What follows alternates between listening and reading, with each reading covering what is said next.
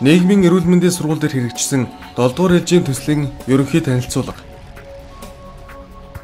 2001 оны 6 дугаар сард Нэгдсэн үндэсний байгууллагын ерөнхий ассамблеийн чуулган дээр Нэгдсэн үндэсний байгууллагын ерөнхий нарийн бичгийн дарга Кофи Аннан жил бүр 6 сая гаруй хүний амь насанд хүрч байгаа дархлын одмол хомсдол, сүрье, хумхаа өвчнөд тэмцэх санхүүжилтийн шин тогтолцоог бүрдүүлж, эдгээр өвчний эсрэг өргөн цар хүрээтэй хөтөлбөр хэрэгжүүлэх санаачлага гаргасан юм.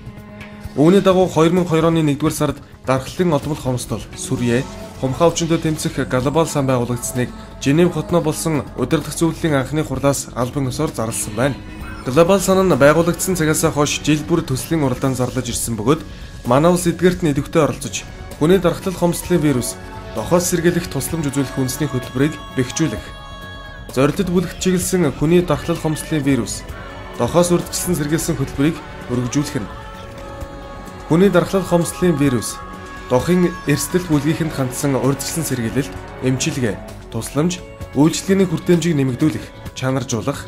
Хүний дархлал хомсдлын вирус дохтой тэмцэх эрүүл мэндийн салбарын чадварыг бэхжүүлэх замаар бага тархалтыг тогтоон барих зэрэг төслүүдийн санхүүжилт авч ажиллаж байна. Үүний хүрээнд хэрэгжиж байгаа нэг үйл ажиллагаа нь эрүүл мэндийн шинжилгээ ухааны их сургуулийн нийгэм хүмүүнлэгийн ухааны техникт суурилсан 7 дугаар ээлжийн салбар дэд төсөл юм. Төслийн хүрээнд ихтэй сургуулийн нийгмийн ажилтан бэлтгэдэг багш, сургалт хариуцсан мэргэжилтнүүд болон эрсдлийн бүлэгтээ ажилдаг практик ажилтнуудад чиглэсэн хүний дархлал хомсдлын вирус, дархлын олдмол хомсдол, салбар хоорондын асуудал болох нь сургалтын багц, зөвлөгөө мэдээллийн аудио танхим, хурц очих үнэлгээ зэрэг томоохон ажлуудыг хийж гүйцэтгэжээ. За эрүүл мэндийн шинжилгээ ухааны их сургуулийн нийгэм хүмүүнлэгийн ухааны техникийг хариуцсан глобал сангийн дэмжлэгтэй доох сүргийн төсөл маань бол үндсэндээ 4 үйл ажиллагааг төлөвлөж хэрэгжүүлж байгаа. За тэр 4 үйл ажиллагааны нэг нь бол сургалтын үйл ажиллагаа байна. Бид сургалтын хөтөлбөрөд боловсруулахын өмнө зөвлөлтөг уулзалтыг тэгэхэд доохын салбарын мэргэжилтнүүдийн өрн тэдний саналыг цуглуулахаас гадна сургалтын хөтөлбөрийн загварын дагуу энэ үйл ажиллагаа зохион байгуулсан байна. За сургалтын хөтөлбөр нийтдээ 3 багц дэс бүрдэж байгаа. За тэдгээрийн дунд бол сургалтын хөтөлбөрийн сурах бичиг, за багшид зориулсан сургалтын хөтөлж, за мөн унших материалын багц гэсэн ийм дэд бүтцтэйгээр бид нэр сургалтын хөтөлбөр боловсруулсан. За хэд доох салбар хоорондын асуудал болох нь гэсэн сэдвээр энэ сургалтын хөтөлбөр маань 3 үндсэн хэсэгтэй байгаа. За тэдгээрт бол багш нарт зориулсан хөтөж, сургалтын хөтөлбөрийн гарын явдлага, за унших материалын багц гэсэн ийм бүтцтэйгээр бид нар сургалтын хөтөлбөр боловсруулсан байна. За энэ сургалтын хөтөлбөрийн онцлог нь гэвэл ерөнхийдөө хэд доох гэдэг асуудал маань урд өмнө нь дандаа эрүүл мэндийн салбар зөвхөн амгаахын асуудал юм аа, амгаахын шинжилгээ ухааны асуудал маа гэсэн хандлага маш давуу өргөн байсан бол энэ бол тийм биш. Маш олон мэргэжилтийн хамтын ажиллагаа шаардсан, баримт баталгаанд тулгуурсан, интервенцэд тулгуурласан ийм хүчин чармайлтыг шаардсан зүйл асуудал болох нь харагдж байгаа. Тэгэхээр тэр шаардлага үндэслэн бидний сургалтын хөтөлбөрөөр боловсруулах хичээсэн. За тэр чиглэлээр бид нэр нийтдээ 100 гаруй мэргэжилтүүдэд сургалтыг зохион байгуулсан байгаа. За энэ сургалтуудад бол энэ суулгагч гэх мэт эрүүл мэндийн шинжилгээ ухааны мэргэжилтнүүдээс гадна нийгмийн ажилтан, сэтгэл зүйч, за мөн хурц очих ажилтнууд гэх мэт үйлчлүүлэгчийн нийгэм сэтгэл зүйн асуудлыг тэр талын ажлыг хийдэг ийм мэргэжилтүүдэд бидний сургалтаа зохион байгуулснараа энэ бол онцлог байна. Сургалтын танилцуулга. Төсөл 2009 онд хэрэгжиж эхэлснээс хойш холбогдох мэргэжилтнүүдийн санал зөвлөмжийг тусгасны үндсэн дээр хүний дархлал хомсдлын вирус, дохын чиглэлээр сургалт явуулдаг ихтэй сургууль, төрийн бус байгууллагын сургагч багш нарт болон эрсдлийн бүлэгт тооцогдох өсвөр үе, 20 ангид хүмүүжигсэд, эмэгтэй биеийн үнэлэгч, бэлгийн цөнх, хөдөлгөөнд хүн ам, гар аргаар алт олборлогсод зэрэг хүн амын бүлгүүдтэй шууд ажилладаг практик ажилтнуудад чиглэсэн хүний дархлал хомсдлын вирус, дархлын олдмол хомсдол, салбар хоорондын асуудал болох сургалтанд нийтдээ 100 гаруй суралцагч 60 орчим байгууллагыг хамруулжээ. Уг сургалтын зорилго нь хүний дархлал хомсдлын вирус, дохын асуудал зөвхөн эрүүл мэндийн салбарын мэргэжилтнүүдэд хамааралтай зүйл биш бөгөөд энэ нь нийгэм, эдийн засаг, оюун санаа, сэтгэл зүй зэрэг олон асуудлыг хамарсан байдгаараа Янз бүрийн салбарт ажиллаж буй мэргэжилтнүүдийн анхаарлаа хандуулах зохилтой нийгмийн асуудал мөн гэдгийг ойлгуулж, сэтгэл зүйч, багш, совилогч, нийгмийн ажилтнуудын үүрэг хариуцлагыг нэмэгдүүлж, тэдний хамтын үйл ажиллагааг бэхжүүлэхэд оршиж байгаа юм. Аудио төвийн тухай танилцуулга. Төслийн хүрээнд хийгдсэн бас нэг чухал ажлуудын нэг бол нийгэм хүмүүнлэгийн ухааны танхимын дэргэдэх нийгмийн ажлын зөвлөгөө мэдээлэл сургалтын аудио танхим юм. Энэхүү танхим нь Монголд глобал сангийн дэмжлэгээр байгуулагдсан 30 гаруй сайн дурын зөвлөгөө шинжилгээний төвүүдээс практик үйл ажиллагаанаас гадна сургалтын үйл ажиллагааг илүүтэй дэмжсэн байгаагаараа шинэлэг, онцлог юм. Хүний дархлал хомсдлын вирус тогтоо тэмцэх, түүнээс урьдчилан сэргийлэх үйл ажиллагаанд нийгмийн ажилтан нь олон мэргэжилтний багийн нэг гишүүний хувьд мөн нийгэм сэтгэл зүйн талаас тусламж дэмжлэг үзүүлэх үүрэгтэй байдаг. Ийм учраас энэхүү төвийг эрүүл мэндийн нийгмийн ажилтны сургалтанд түлхүү ашиглахаар төлөвлөж байгаа юм. Энэхүү танхимд хичээлснээр оюутан зөвлөгөөний өрөөний гаднаас ажиглаж, багшийн заврын дагуу шууд практик ур чадварын дасгалхийн харилцан хоёр талт байдлаар суралцсанаар илүү чадварж байна. Өндөр хөгжилтэй орнуудад нийгмийн ажлын гэлтгүй зөвлөгөө өгөх ур чадварыг сургахдаа энэ төрлийн тоноглолтой өрөөг цөөнгүй ашигладаг. Тодорхойлбол Америкийн нэгдсэн улсын Колумбийн их сургуулийн нийгмийн ажлын сургуульд энэ өрөөг сургалтанд өргөнөөр ашигладаг. Төслийн мэргэжилтэн тухайн сургуульд очин туршлага судлан манай нөхцөлд тохирох нөөц боломжид тааруулан Монголд ашиглах хөлбрийг энхүү тогтчулжээ. Зай багтаамжийн хувьд тийм томгүйч сургалт явуулбал 20 оюутан, интернетэд суугаад ажиллавал 8 оюутан үйлчлэх, нийгмийн ажил, сэтгэл зүй, социолог, нийгмийн эрүүл мэнд, хүний дархлал хомсдлын вирус, дохын чиглэлээр 450 орчим ном сурах хүчиг, гарын авлага сэтгүүлээр үйлчлэх боломжтой сан бүрдүүлжээ. Мөн аудио, видео бичлэг хийж сургалтанд ашиглах янз бүрийн тохиолдлуудыг цуглуулan сан бүрдүүлж, улмаар оюутан суралцж байгаа хүмүүс дадлах хийх боломжийг бүрдүүлж өгч байгаа юм а. Төгсгөлийн өмнөх болон дараах сургалтын хүрээнд эрүүл мэндийн нийгмийн ажлын болон нийгмийн эрүүл мэндийн дадлагын хичээл явуулах, нийгмийн ажлын зөвлөгөө өгөх арга зүйн ур чадварын сургалт, нийгмийн эрүүл мэндийн магиструуд нийгмийн эрүүл мэндийн зан үйлийн болон нийгмийн асуудал, цөм хичээлийн сургалт, хүний дархлал хомсдлын вирус, дархлын олдмол хомсдлын халдварын сайн дурын зөвлөгөө, шинжилгээний төвүүдийн мэргэжилтнүүдийн сургалт, нийгмийн ажилтан сайн дурганы бэлтгэх, мэргшүүлэх тасралтгүй сургалт. Мэргэжлийн үйлчилгээ. Ганцаарчилсан, хамт олон, гэр бүл зэрэгт чиглэсэн мэргэжлийн зөвлөгөө өгөх. Эрүүл мэндийн, нийгмийн ажлын салбарын оюутнуудыг мэдээлэл, ном, гарын авлагаар хангах, бусад олон нийтийн байгууллагатай үйл ажиллагаагаа уялдуулах, мэргэжлийн холбоо нийгэмлэгүүдтэй туршлага солилцох.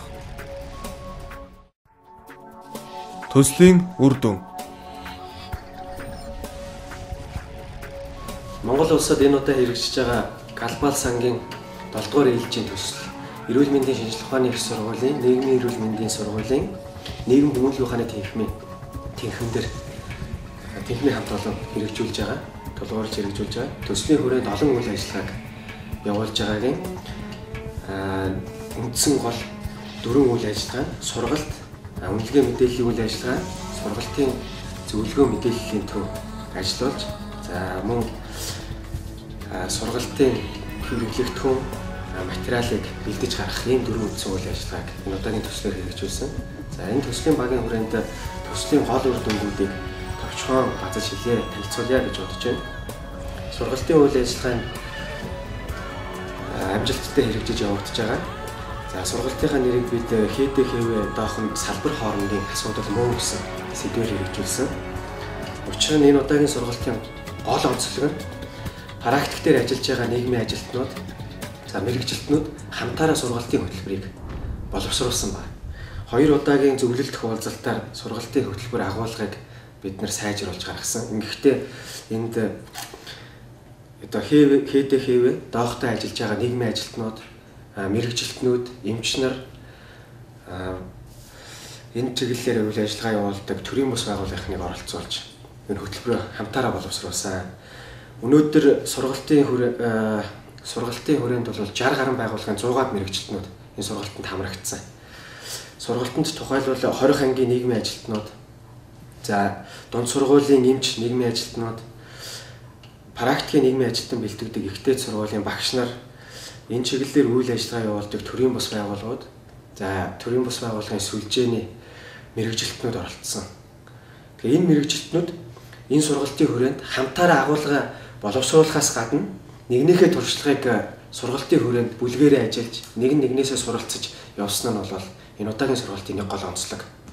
Сургалтыг өнөөдөр ч гэсэн тэр үнэлгээний одоо төслийн 2 дахь гол чухал үйл ажиллагаа бол үнэлгээний үйл ажиллагаа.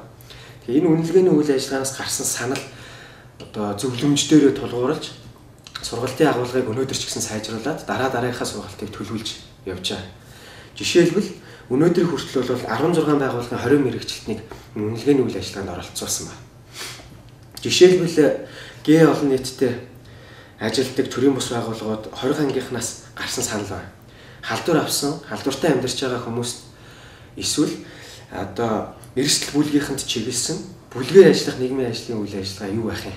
Тэдэнд чиглэсэн нөлөөлөл адвокаси үйл ажиллагааг ямар үйл ажиллагаануудыг явуулт юм? Ямар тийм практик арга байна гэдгийг хэлж өгөөч. Энэ талаар бол хамтарч үйл ажиллагаа явуулмаар байна гэсэн санал ирсэн. Тэгээ энэ дагуу бид нэр сургалтынхаа хөтөлбөр агуулгад бол бүлгээр ажиллах нийгмийн ажил олон нийтэд чиглэсэн нөлөөллийн үйл ажиллагааг яаж явуулах вэ? Яг тодорхой практик ямар аргууд байна? Олон улсын туршлага юу байна? Манад амжилттай хэрэгжүүлсэн өмнөх төслүүд юу гэдэм бэ? Тэр талаар жишээлбэл оруулъя гэж ингэж бэлтэж байгаа. Тэгэхээр энэ төслийн нэг онцлог бол ийм эргэх холбоотой байгаа. Энэ чиглэлээр үйл ажиллагаа явуулдаг байгууллагууд хамтаараа ажиллаж байгаа нь бол нэг гол онцлог гэж ингэж хэлэхээр байна. Төслийн нэг гол чухал үйл ажиллагаа бол зөвлөгөө мэдээллийн төвийг ажиллуулсан байгуулж. За энэ төв бол та бүхэн бичлэгээс энэ удаагийн төслийн үр дүнг харуулсан өмнөх үр дүн тайлангуудаас үзсэн байхаа гэж бодож байна. Тэгэхээр тэр бичлэг дээр гарч байгаа байх та бүхэн үзсэн байх. Тэр танхим бол дотор талаасаа мэрэгжилтнүүд гадагшаа жишээлбэл зөвлөгөө авж байгаа өгч байгаа хүмүүс бол харагдахгүй. Гадагшаа харахгүй. Гэтэл тэр сургалтанд тэр танхимд гаднаас нь бол оюутнууд, бусад мэрэгжилтнүүд ажиглаж болдог. Зөвхөн тэр мэрэгжилтнүүд нэг удаа ажиглаа зогсохгүй бид тэнд дуу бичлэгийн болон дүрс бичлэгийн тоног төхөөрөмжийг байрлуулсан байна. Дуу дүрсний өндөр түвшинд бичлэг хийдэг. Эргээд тэр мэрэгжилтнүүд маань өөрийнхөө зөвлөгөө өгөх үйл ажиллагааг хянах. Дараагийнхаа зөвлөгөөн дээр юуг анхаарч ажиллах вэ? Дараагийнхаа уулзалтыг бид нар яаж төлөвлөх вэ гэдгийг мэрэгжилтнүүд өөрсдөө мэдэж болдог. Нөгөө талаас оюутнууд бусад мэрэгжилтнүүд тэр зөвлөгөөний үйл ажиллагааг хараад тэрнээс суралцах. Яг бодитоор практикийн ажилтнуудад хамгийн хөвгүүлэгддэг зүйл бол туршлага хөндлөх. Өөрөө тэрийг мэдрэх, тэр ярианд нь орох. Тэр чанар, тэр чадвар бол үнэхээр чухал байдаг. Тэр чадваруудад суралцах болцоог энэ төв олгож байгаа. Нэг удаагийн хүчин чадлаар 20 гаруй оюутан мэрэгжилтнүүд бол тэр зөвлөгөөний үйл ажиллагааг ажиглаж тэр сургалтын үйл ажиллагаанд оролцох болцоотой. Нөгөө талаас энэ төв маань олон улсын туршлага энэ чиглэлээр хэрэгжсэн төсөл хөтөлбөрүүдийн тайлан үнэлгээ за интернет дээр суугаад шууд хоорондоо мэдээлэл солилцож болдог, зөвлөгөө авч болдог ийм төв байгуулагдсан. Тэгээ энийг нэг удаагийнхаа хийж болно. Энэ төвийн бас нэг гол онцлог нь бол сургалтын үйл ажиллагаанд ашиглахаас гадна энэ чиглэлээр үйл ажиллагаа явуулж байгаа бусад төрийн бус байгууллагууд мэрэгжилтнүүд бол өргөнөөр ашиглах болцоотой гэдгийг хэлмээр байна. Хизээч манай тэнхэм дээр, манай сургууль дээр ирээд цаг аваад энэ төвийг бол ашиглаж болно. Энэ төвийн ерөөсөө гол онцлог нь бол энэ чиглэлийн мэрэгжилтнүүдийн хамтын ажиллагааг хөгжүүлэхэд л ашиглагддаг. Ийм төв байгаагаараа онцлогтой. Нөгөө нэг онцлог нь бол эрдэм шинжилгээний зорилгоор бид бас ашигладаг. Жишээлбэл focus group discussion хийхэд одоо жижиг бүлгийн ярилцлага хийхэд бол тэнд бид зохион байгуулад ярилцлага өрнүүлдэг. Бусад судлаачид мэрэгжилтнүүд бол гаднаас нь ажиглаад үр дүнгээ тэмдэглэж хөдөлж явуулахын болцоотой байдаг. За энэ төв ашиглалтанд орсноор өнөөдөр бол нийт оюутнууд ашиглахаас гадна бусад байгууллагын мэрэгжилтнүүд бол ашиглаж ирсэн. Бусад сургуулийн багш нар төрийн бус байгууллагууд нийлээд бол 50-аад бол үйл ажиллагаанд өнөөдөр хүртэл ашигласан байна. Тэгээ энэ бол бидний хамтын ажиллагаа тэр хэрээр өргөжж байна. Нөгөө талаас бол мэрэгжилтнүүд маань одоо өөрсдөө хамтраад ашиглаж болох юм сайхан төвтэй болсон нь ирээд яриа өөрөө өрнүүлдэг. Тэгээ эрдэм шинжилгээнийхээ ажлыг хамтдаа хийдэг ийм төвтэй болсон нь бол бас нэг сайхан хэрэг гэж бодож байгаа. Өмнө нь бол ийм төв бол Монголд бол огт байгаагүй. Энэ чиглэлээр үйл ажиллагаа явуулдаг төв байгууллагууд бол ашиглах. Дахин хэлэхэд энэ төвийн бас нэг гол онцлог бол практикийн мэрэгчлэтнүүдийн ур чадварыг дэмжихэд оршиж байгаа. Тэгэхээр мэрэгчлэтнүүд та бүхэн хязгаарт ирээд хамтарч ашиглаж болно шүү гэдгийг хэлмээр байна.